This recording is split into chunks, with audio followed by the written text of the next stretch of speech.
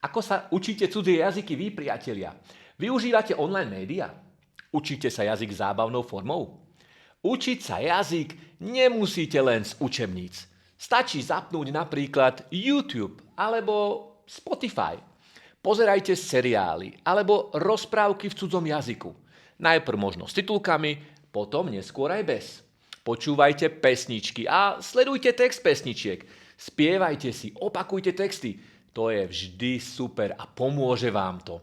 Alebo skúste počúvať podcasty od native speakerov, alebo tie, ktoré sú vytvorené priamo pre učenie. A najlepšie na tom je to, že väčšina týchto materiálov je k dispozícii zadarmo. Stačí 10, možno 20 minút denne a váš mozog sa bude učiť o mnoho ľahšie a rýchlejšie.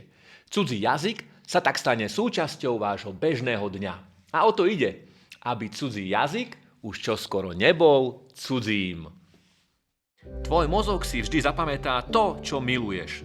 Objav učenie cudzích jazykov s nami, ktoré ťa baví. www.polygloti.sk